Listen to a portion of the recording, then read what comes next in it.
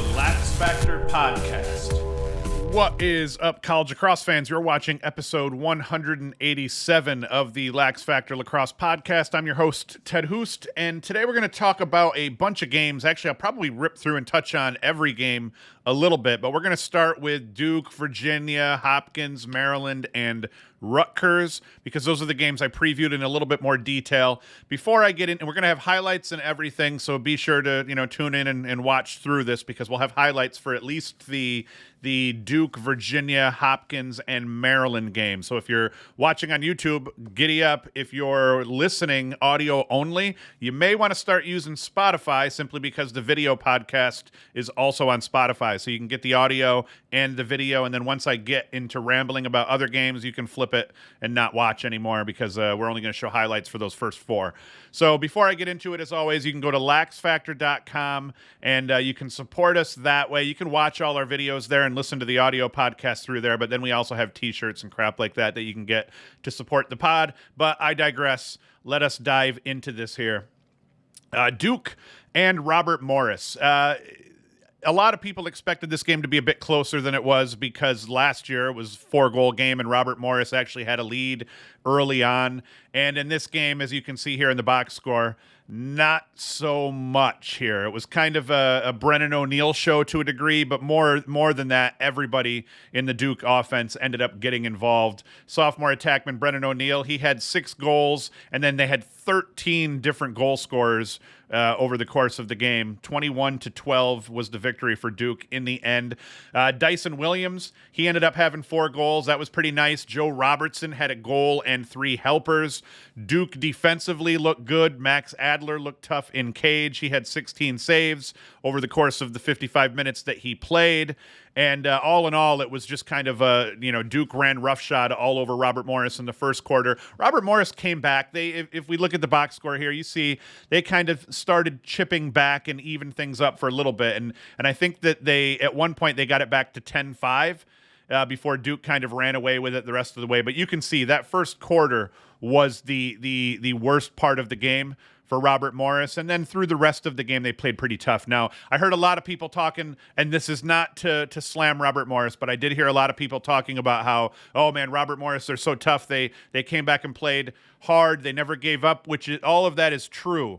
What a lot of people didn't say, though, was I think with about 4 minutes left in the first quarter, Duke wholesale subbed all of their attackmen and had a second line attack in the game at one point in the first quarter. That was something we saw them do last year a little bit as well. When games would get out of hand, was to make sure they didn't get any more out of hand. They would, and I assume that's what it is. I assume it's kind of damage control so that they don't embarrass teams here and there. Because if they had left that first attack in through the end of that first quarter, they easily could have put up 13 goals in that quarter alone. So 21-12 in the end. Robert Morris did, kind of show up and then play tough through the rest of that game. As you can see, it was pretty even, but Duke played a lot of guys, as you saw. And then if we kind of dive a little bit deeper into the box score on this one,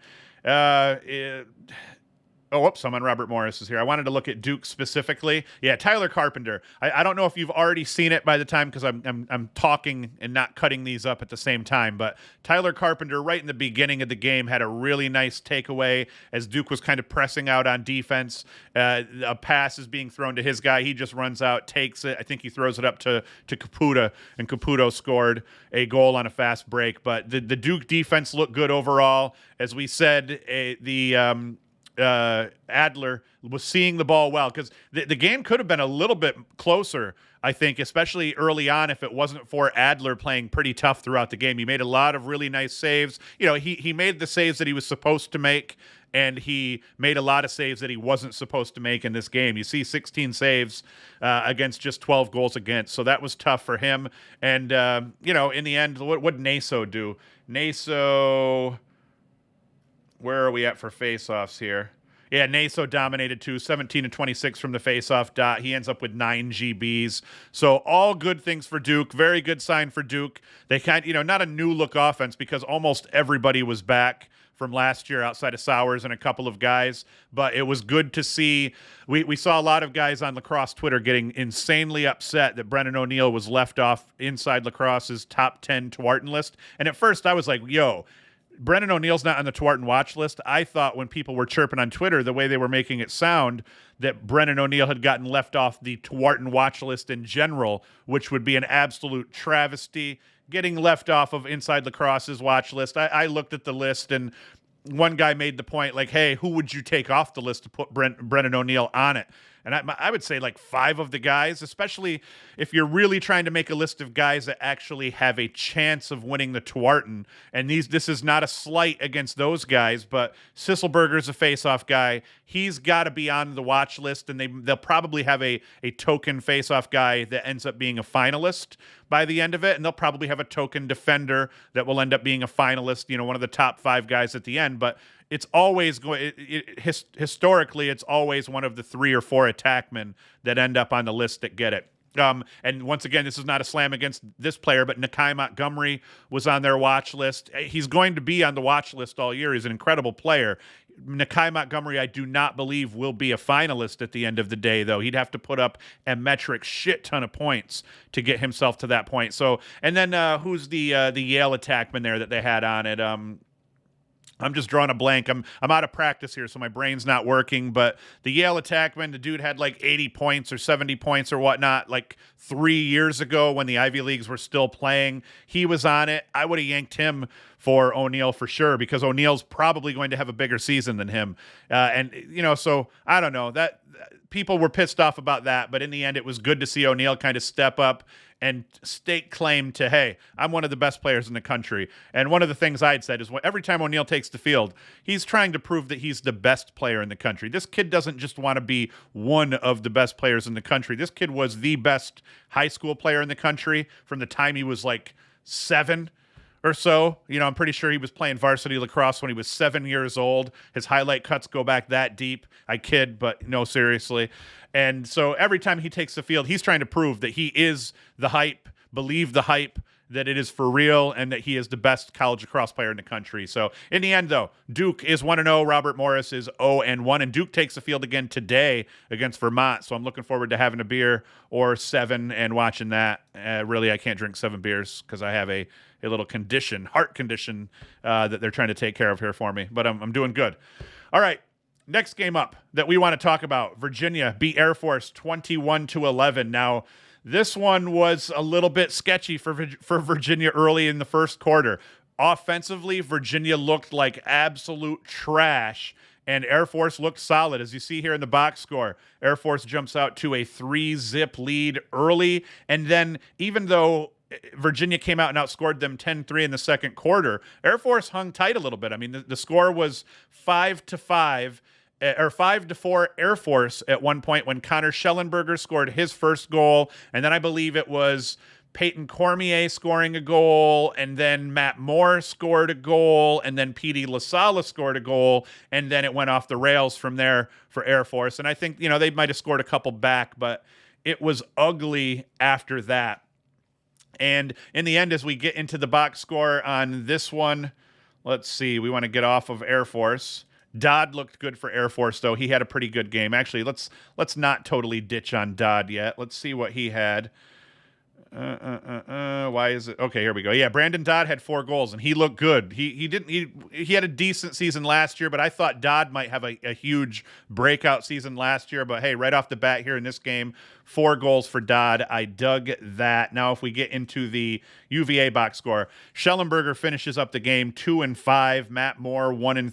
Xander Dixon looked incredible in this game, had a couple of quick sticks. I believe he had just about a quick stick BTB, if I'm remembering correctly, but Xander Dixon looked excellent. And I was hoping that Xander Dixon was going to be one of those guys that kind of stepped up, filled the void.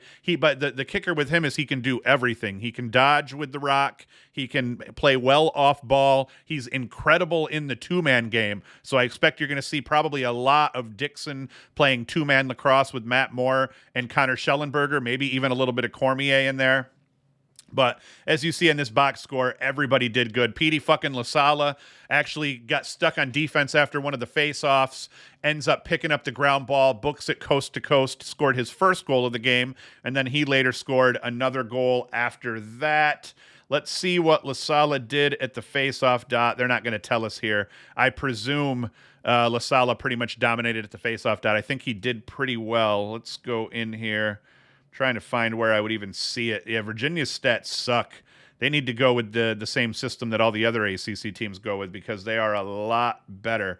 But either way, LaSalle 2 points. It doesn't even matter. If you put up 2 goals as a faceoff guy, you can split the faceoffs and you're still happy after that. You can tell I didn't. My goal here is to try to do a little bit less writing prep, use their recaps and all that crap to try to allow me a little bit more time to cut highlights into the games and to do other things, cover more games also. Because last season, every weekend I would spend 1 to 2 hours writing it up, maybe more sometimes, writing all the games up. And now I'm going to try to do a little bit less of that, and I'll just watch the games, enjoy the games a little bit more, take a lot less notes myself so I can kind of shoot off hip from there. In the end, though, hey, Air Force, valiant showing by Air Force. What you saw with Virginia was just, they're explosive. You got to watch out for them. It won't matter what the scores are of games. They could be 4 goals down going into the fourth quarter, and they could put up 8 goals on you and come back and win a game. So, kind of puts the ACC on notice here.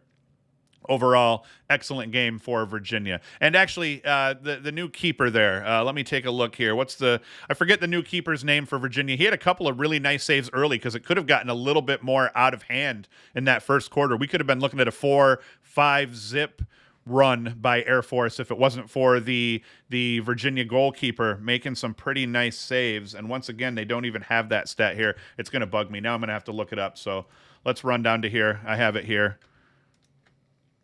Now we're going to be able to get P.D. LaSalle's faceoff stats, too, here, thank God.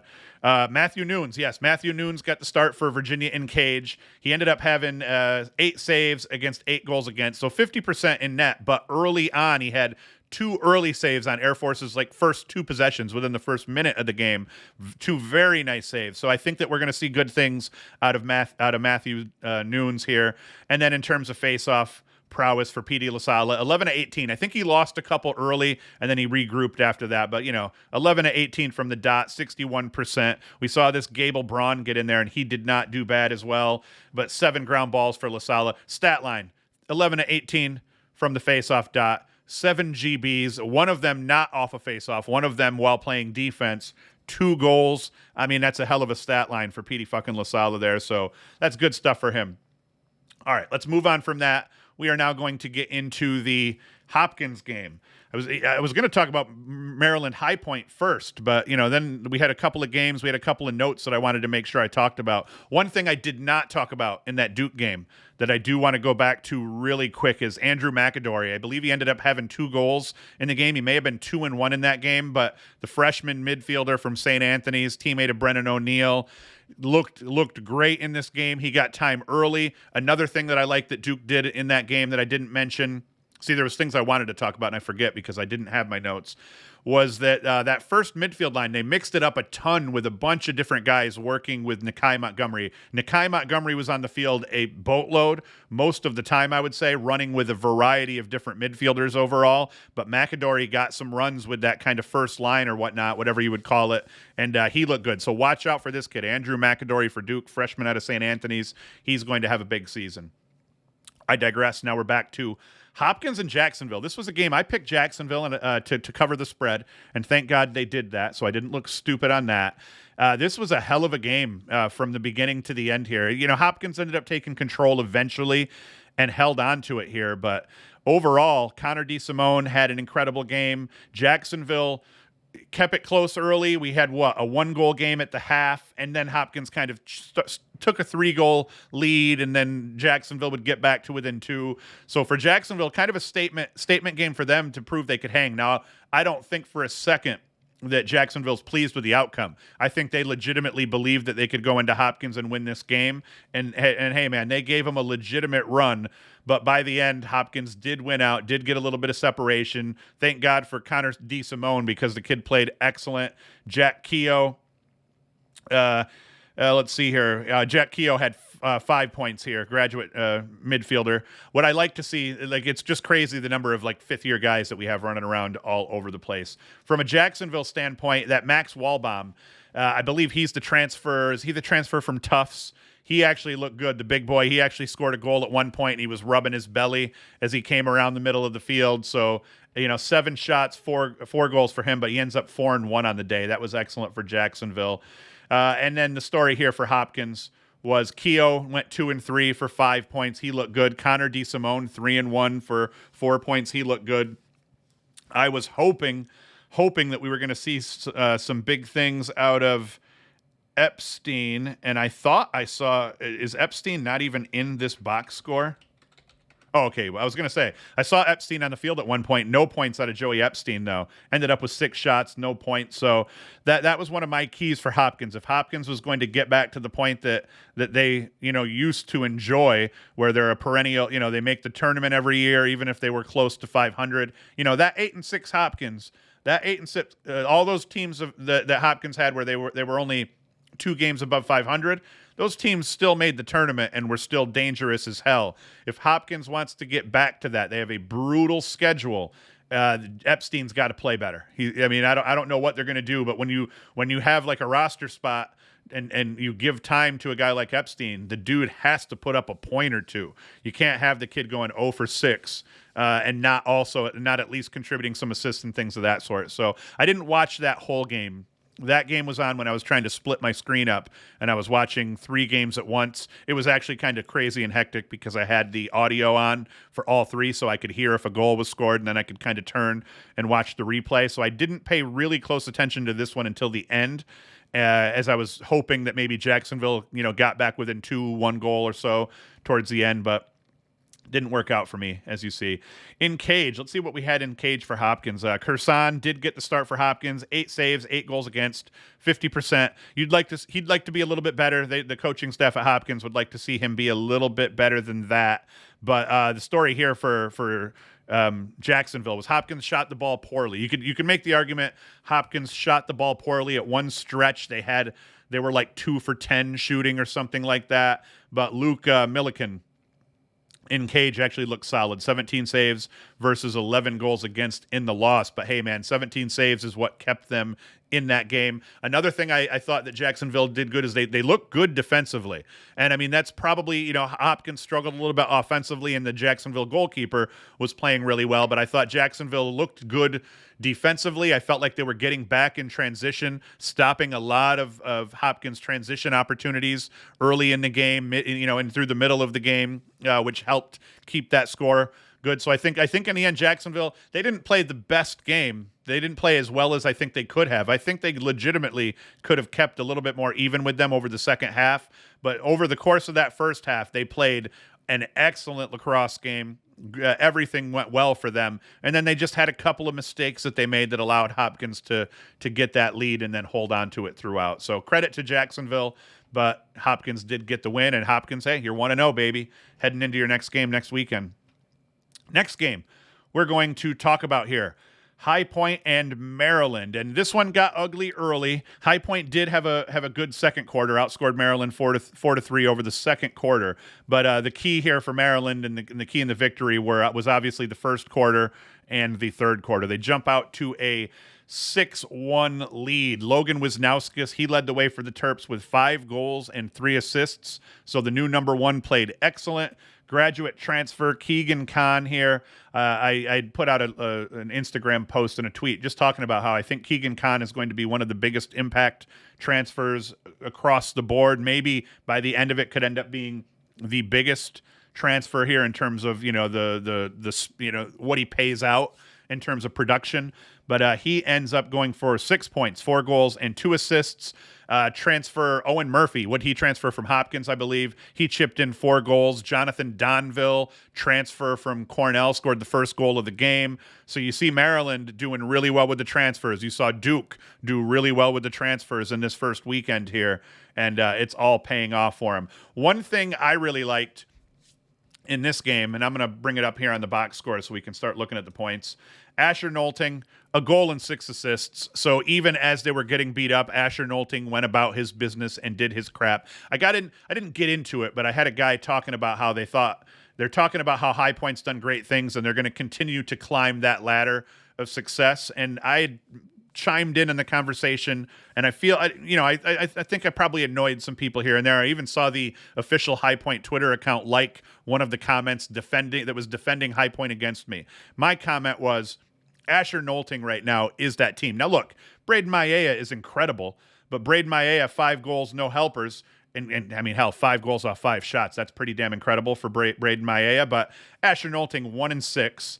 He was only 1-6 shooting, but he had 6 assists over here. I mean, the dude is just incredible. He only had 2 turnovers, which is enormous against a quality defense like that. The one thing Asher Nolting needs to do to end up being a Tewaarton finalist, and I legitimately believe he could end up being a Tewaarton finalist, is he has to take care of the rock. If he takes care of the rock, he's going to end up being a Tewaarton finalist, in my opinion. So 1 goal, 6 helpers for Nolting with just 2 turnovers.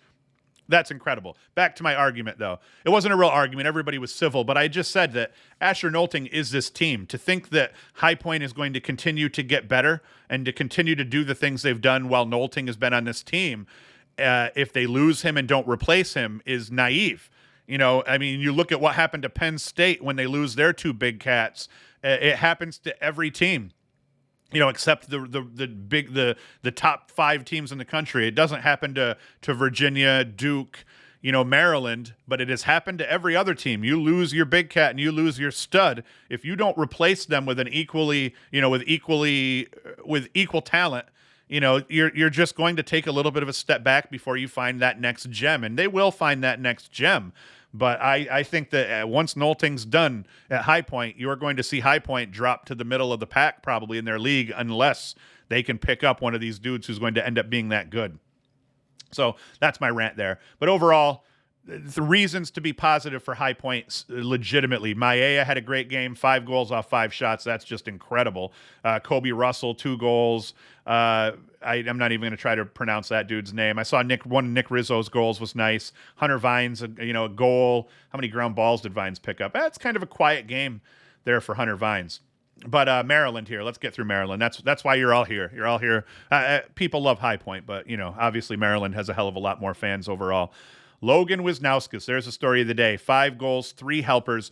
The big thing I loved about Maryland's offense in this game was that with the Jared Bernhardt-directed offense, the dude was a killer.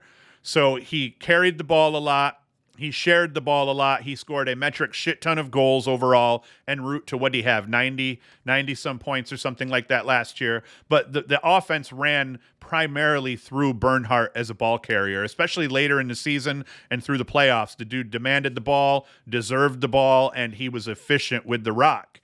In this iteration of the offense, this kind of new look Maryland offense, I was wondering who's going to become the primary ball carrier. I thought maybe Keegan Khan would end up kind of carrying the ball a lot more, which he did. But the answer to the question of who's going to carry the rock within this offense, because Logan Wisnauskas isn't necessarily a primary ball carrier, everybody. The answer was everybody. Everybody got involved. Everybody got chances to go. I'm not sure how that'll pan out down the road, because if you don't have that absolute dominant guy when the game's on the line, that could end up hurting you. But man, in terms of the flow of this game offensively for Maryland was beautiful. So many guys got touches. So many guys got involved. You're going to hear a lot of people saying, oh, yeah, but they were playing High Point. Listen, High Point's a quality opponent that has upset some teams here over the last couple of years. They're not like shabby. They're used to playing on this stage, and they will always play tough. So is High Point's defense their strength? No. But I'm thinking you're going to see a lot more of this over the first 2-3 games, where you're just seeing a bunch of guys get touches, and that kind of helps get everybody involved. It helps develop players. Players get more comfortable as the season wears on. So that's huge. That's huge for Maryland, and the fact that Logan Wisnauskas can get his points 5 and 3 without having to get as many touches is also incredible news for Maryland overall as well. So it'll be interesting to watch and see how that plans out. But like I said, Keegan Khan is a huge X factor. It was good to see Owen Murphy get his. Kyle Long 1-2, Daniel Maltz 2-1, Donville 2-0, scored the first goal of the game. Anthony DeMeo 0-2, Bubba Fairman 1-0. I mean, just look at the depth here. It is gross overall. gross what Maryland has. Possibly the most talented offense in the country in terms of the depth all the way down. I think Duke compares to that. Virginia's behind them. I think that what we saw yesterday, at least, I think Duke and Maryland in terms of offensive depth have a little bit more than Virginia does. But what Virginia has is going to be the whole core is back. Everybody's back. All three attackmen back. You got a guy like Schellenberger that can go from anywhere on the field. So all good things. Good news, though, for Maryland for sure. Next game up, Rutgers. Now, I got this one wrong.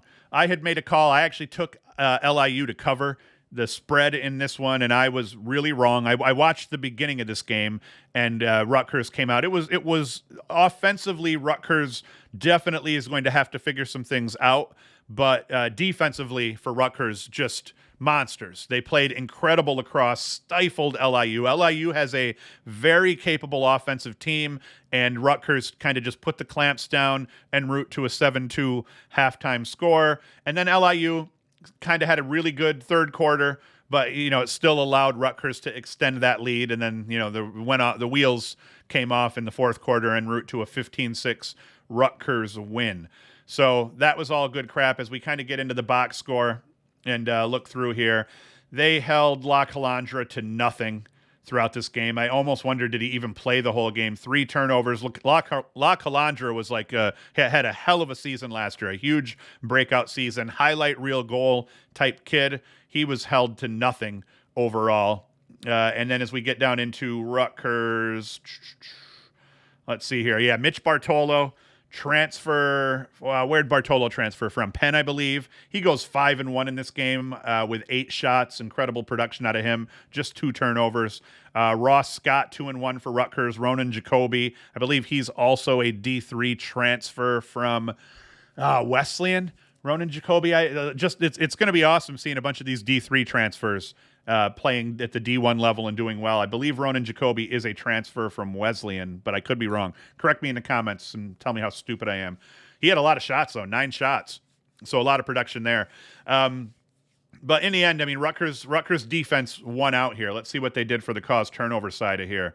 Shane Knobloch, 3 cause turnovers. Brad Apgar, 3 cause turnovers. Bobby Russo, 2. Ethan Rawl, 2. Is Rawl, a short stick D mid maybe? So just a great job here for Rutgers in this game en route to the big win. And once again, defense is going to be their strength. Offensively, they've got a couple of injuries that are going to hurt them badly. Knobloch,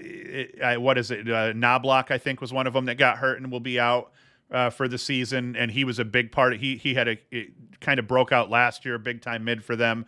So, but defensively, they're going to be able to hang. In terms of Cage, Colin Kirst, 8 saves against, 6 goals against. I think Quint made the statement that he's by far the best goalie in Division I. I think that's kind of a bold statement overall. I'm not sure he's by far the best goalie in Division I. McNaney at Maryland, Adler at Duke. You got a lot of goalies. Who's the Georgetown goalie? Drawing a blank here right now at this moment, but he'd be like, hey, what about me? So there's a lot of goalies that are going to try to stake claim to the best goalie in the country. But Colin Kirst, I am a big fan of Colin Kirst. Played strong in Cage. Didn't get tested all that much, though. As you see there was only, how many shots on Cage? If I do that math correctly, 14 shots on Cage for LIU. Will Mark in Cage for LIU. Played tough, 15 saves against 30 shots overall that were on the net.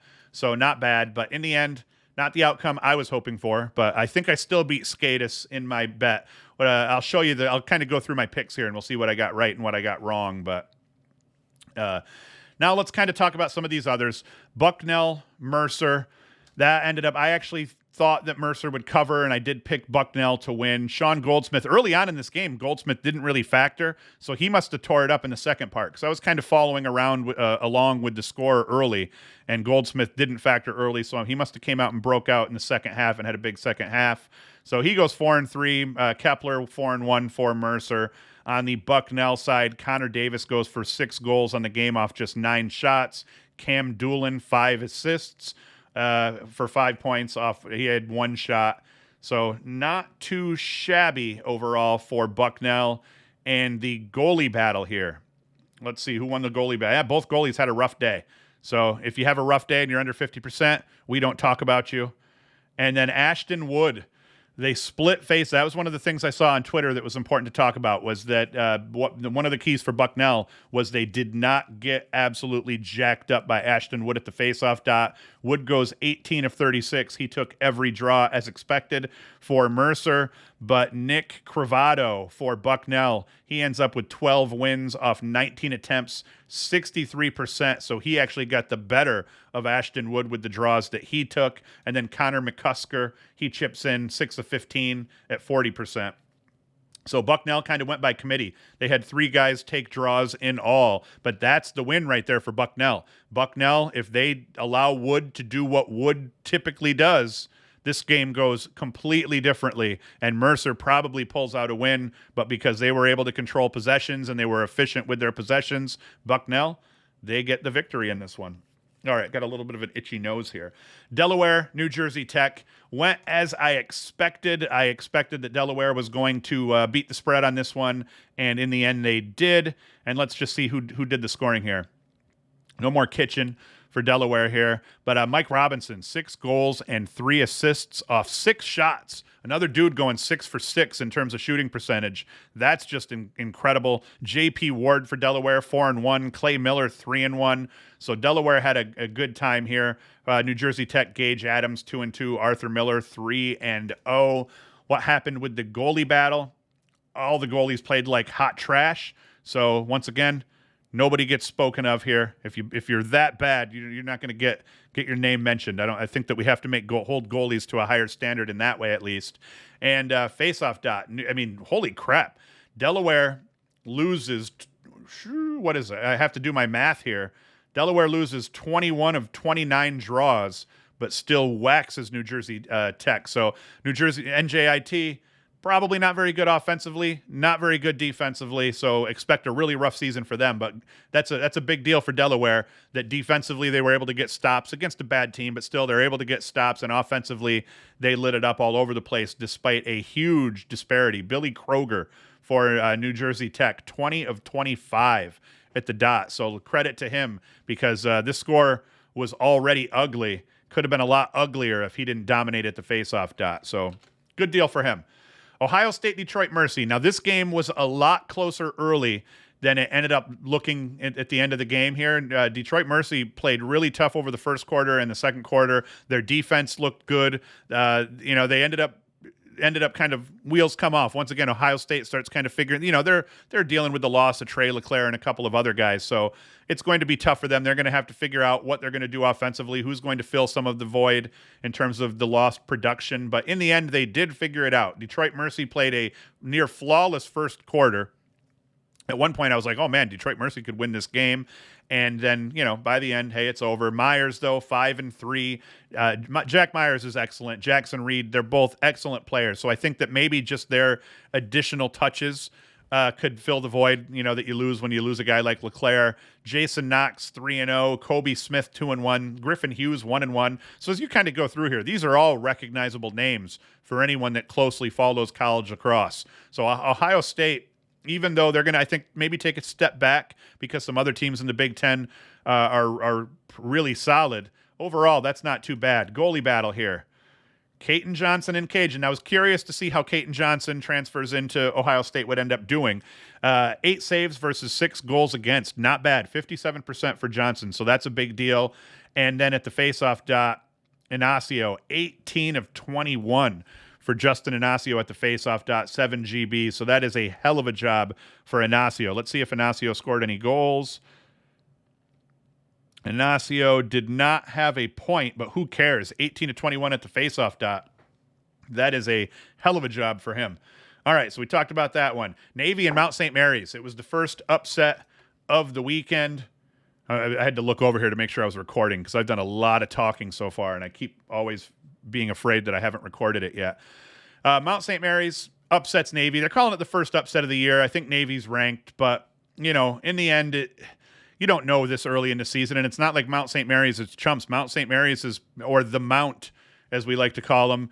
They've had a couple of solid seasons here. They've been tough and they've played tough here. But as we look at the scoring here, Cormac Giblin 5-0, Jared McMahon 1-2 for Navy. Patrick Skalniak, 3-2. Dane Swanson, 3-2. So, solid scoring from both sides here in a hard-fought game. The goalie battle, and both goalies played excellent. Pat Ryan, 16 saves for Navy off 11 goals against, and Griffin McGinley for the Mount, 21 saves for this kid in the win. So there's your win, and there's your scoring margin right there is in the saves category for the Mount. Griffin McGinley ends up being 70% in the cage versus Pat Ryan's solid 59%. So you win the goalie battle by 11% in a close game. Your team wins the game overall. Hats off there to Griffin McGinley. And then face-off dot, what happened there? Kind of split here. Navy did get the better of the possessions. Nate Hammond goes 9 of 14 for 64%. Connor Beals wins 10 of 23. But like you said, your goalie makes more saves in a close game. The Mount defensively played good. I checked this game out very briefly, so I don't have a whole lot to go on outside of just what I'm reading here. But hey, that's a great win for the Mount. Rough for Navy in this case here, but that's big shit for the Mount. So congrats to them. Penn State Lafayette. Man, most of this game, and I did get this one wrong. I believe I picked Lafayette to cover. I can't remember now what I picked in this one. But anyway, Penn State, I thought they were going to lose this game for most of this game, in fact, but they end up coming back and winning the game 20-15. Jack Kelly, 4-1 for Penn State. Kyle Aldridge, 2-3. Jack Trainer, 4-1. So those are the big names here. Kelly and Trainer were the kind of known quantities. Kyle Aldridge coming in and going from 2-3 is excellent news for them. And then from the Lafayette side, Peter Lehman, 4-1. Kind of both teams, as you look at this here, both teams spread it out. I mean, 1, 2, 3, 4, 5, 6, 7, 8, 9, 10, 11, 12, 13 guys registered at least 1 point for Penn State, and 1, 2, 3, 4, 5, 6, 10 guys registered points for Lafayette. So they kind of spread it out both sides. Goalkeeping here. Jack Fracon, I don't know how to pronounce that, Jack Fracon, something like that. 6 saves, 5 goals against. Alaric Fayak, 2 saves, 10 goals against. So I'm guessing that Fayak probably played in the first half, got his ass yanked, and then in comes Jack Fracon, whatever the hell his name is, comes in and actually plays solid and probably saved Penn State's ass by the looks of it. And then in cage for Lafayette, Gabe Cummins, 47%, 8 saves against, 9 goals against. Let's see what the faceoff dot did. Pretty split here. Aiden Kelly, 16-27 for Lafayette. So that's probably a big story in that game as well. They kind of control the possessions to a degree, but it ends up evening out because both of them had 2 guys that take faceoffs. One of their guys was below 50% and the other was above. So possessions were kind of a wash. But hey, hell of a job by Lafayette, and we don't know what that says, I know Penn State hung tough with Virginia in one of their scrimmages.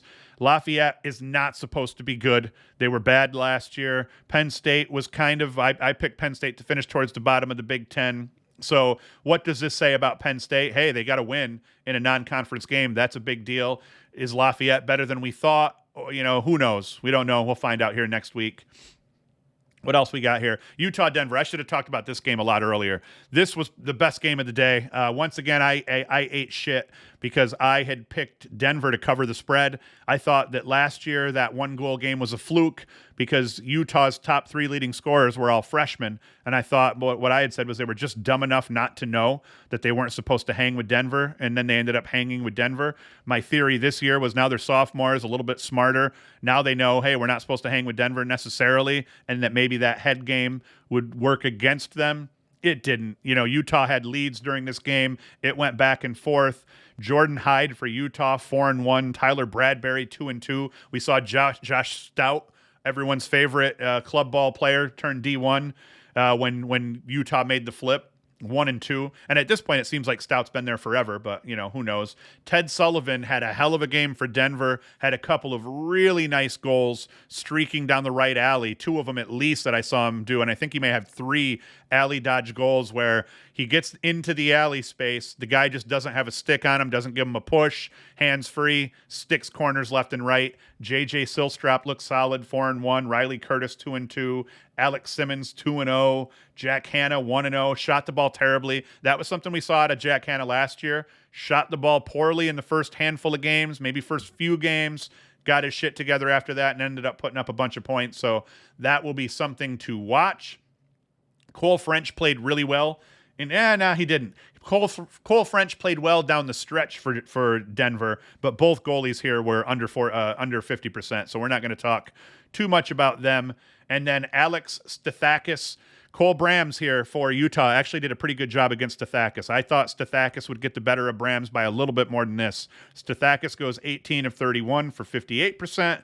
And Brams for Utah goes 13 to 31 for 42%. So good job by Stathakis, though, because once again, when you're in a hard-fought game like this one and every possession counts, you win a few more possessions than the other guy, and your team ends up winning the game. So good deal. And Holy Cross and Providence, 16-9. Michigan and Bellarmine, 22-13 in favor of Michigan. Providence beat Holy Cross, by the way. Josh Zuwada, 5 goals and 5 helpers for Michigan, a huge game. And then Michael Boehm goes 6-3. So we've got a 10-point game out of Zawada and a 9-point game out of Boehm. And I don't know what this tells us about Michigan. I know Michigan put the hurt on Syracuse in their scrimmage, but then yesterday in the Syracuse scrimmage against Loyola, what I heard was Syracuse kind of put the hurt on Loyola. So this may be a good sign for Michigan here that they whack Syracuse in a scrimmage. They get the better of Bellarmine. It doesn't look good for Michigan off defensively because they gave up 13 goals to Bellarmine, but they scored 22. So offensively, it looks great for them. And to see Zawada tear it up like that and then Boehm tear it up like that, great deal. Someone had mentioned they thought they saw Clay had a point. I'm seeing here he's not in here, so everyone was wondering, hey, did Clay play for Michigan? No, he did not play for Michigan. So that is it. That is it, and that's the show, man. What do we got here?